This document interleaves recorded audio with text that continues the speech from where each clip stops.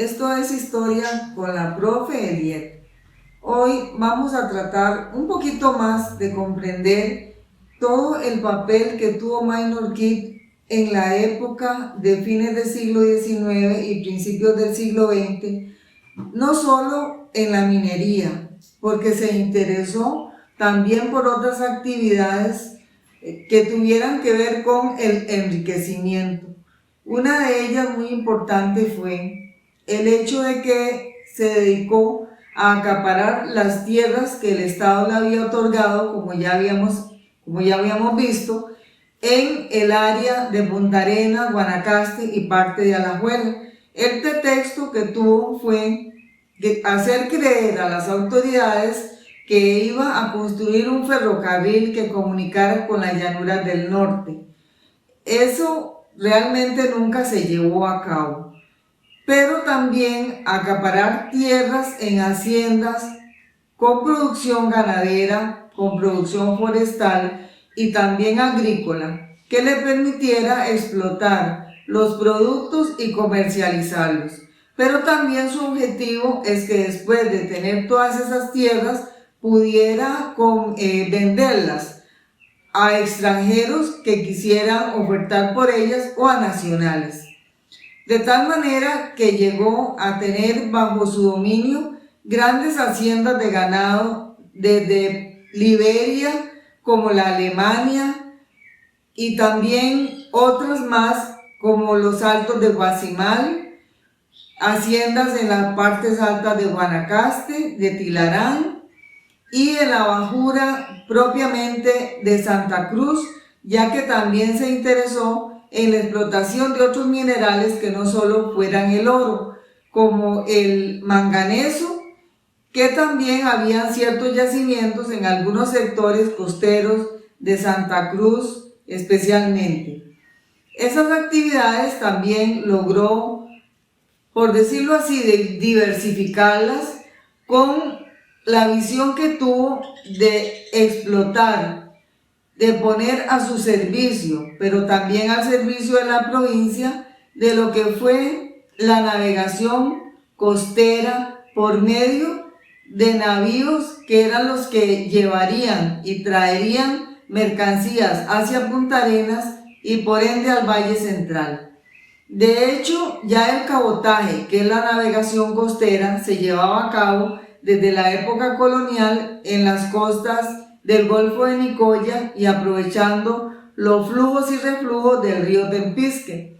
Sin embargo, él vino a modernizar esa vía para que se pudiera explotar de mejor manera. El puerto, que se llamaba el Puerto Iglesias, posteriormente llamado el Puerto de Manzanillo, ya sabemos que fue la principal vía para sacar toda la producción de oro de las minas de Avangares. Y eso hizo que se utilizara también no solo para exportaciones del oro y el ingreso de todas las maquinarias necesarias, sino para exportar por esa vía todo lo que era la producción agrícola, sobre todo en la parte alta, que después vamos a estudiar y a ver cómo se fue colonizando la parte alta de Avangares.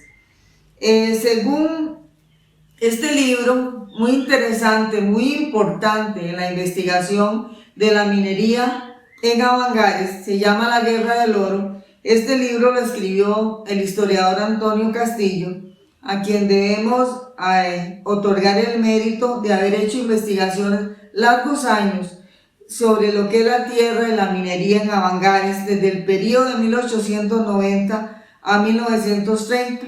Respecto al tema que estamos viendo hoy, él se refiere en estos términos a la vía que estamos mencionando. Dice que se ingresó al comercio del cabotaje por las aguas del río Tempisque y Golfo de Nicoya, debido a la importancia que adquiere desde el año de 1898 el traslado de mercancías y de gente a través del río Tempisque. El transporte marítimo es acaparado por empresas extranjeras, ampliando su cobertura hacia el Golfo de Nicoya y Puerto de Punta Arenas. Así que sus socios fueron dueños de las propiedades, derechos, privilegios de acciones de la empresa Transportes Marítimos del Golfo de Nicoya. Y también el Minor Keith ingresó en el negocio de la telegrafía, que era el gran adelanto de la época, la telegrafía.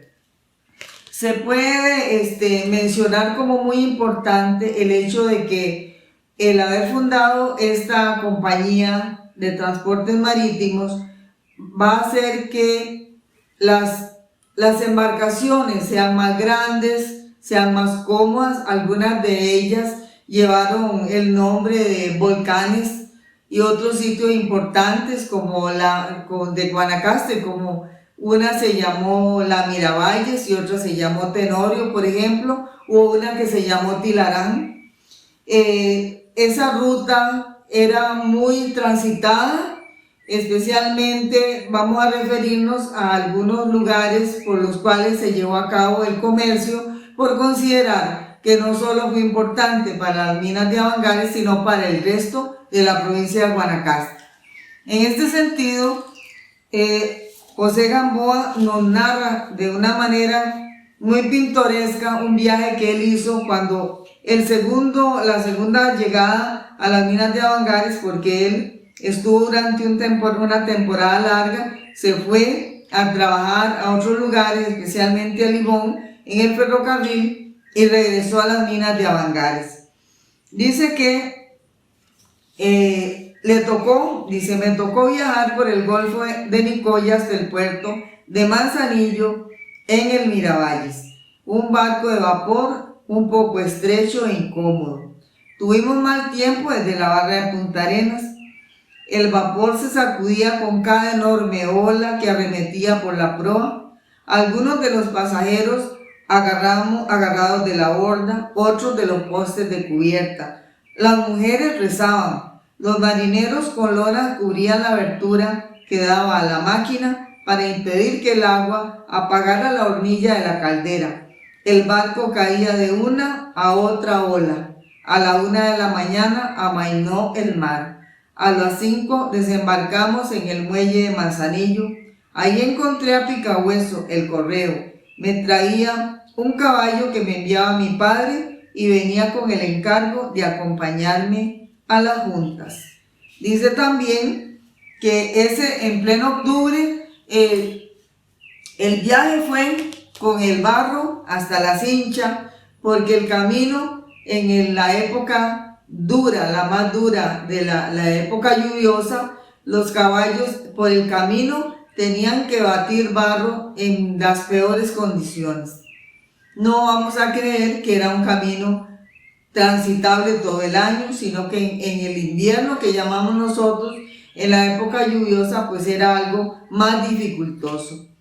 Las lanchas seguían camino hasta el puerto de Bebedero. El puerto de Bebedero fue un puerto de mucho movimiento, especialmente porque por ahí salían toda la producción de lo que eran granos y cañas y también de Tilarán. Y en algunas oportunidades, cuando las llenas del Tempisque impedían a los comerciantes y propietarios de haciendas de Liberia, porque se llenaba toda la bajura, entonces preferían viajar hasta el puerto de Bebedero para lograr embarcar el ganado y embarcar todas las mercancías.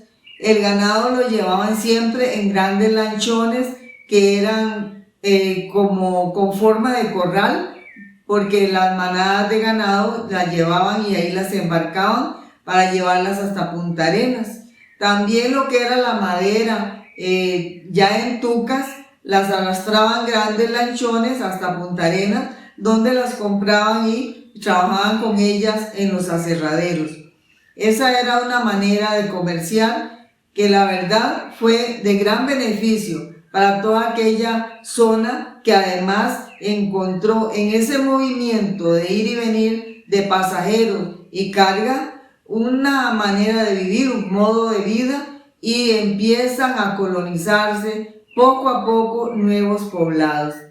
Las lanchas seguían su camino hasta llegar al puerto de Ballena. en el puerto de Ballena, que era, por decirlo así, la última parada en la que llegaban las lanchas en el río Tempisque, ahí era el punto de entrada, lo que es hacia Santa Cruz y hacia Nicoya, especialmente a Santa Cruz.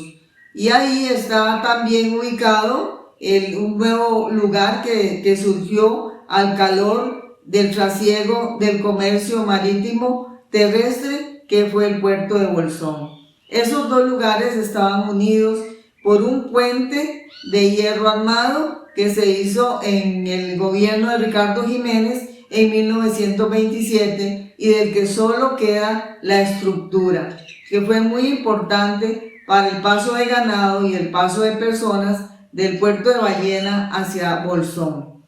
Todas estas estampas de aquella época, digamos de fines del siglo XIX y aún hasta el año 1950, de verdad que reflejan el espíritu de aquella época, porque en las noches en cada uno de esos puertos era muy corriente encontrar que los boyeros que llegaban a esperar las mercaderías y los pasajeros y los caballos que llegaban para alquilar, todos esos por las noches con guitarras y contando cuentos de caminos, debieron haber dado un ambiente verdaderamente diferente de lo que era común y corriente en aquella época. Además, en el puerto de Manzanillo, antiguo puerto Iglesias, igual que los otros puertos, especialmente había un hotel, un lugar donde pudieran dormir, sobre todo las mujeres, había una fonda o lugar donde se brindaba alimentación, y así esperaban la llena del Tempisque, que era la que traía las lanchas, a veces hasta en horas de la madrugada, 5 de la mañana, la hora en que todo se ponía ya en movimiento.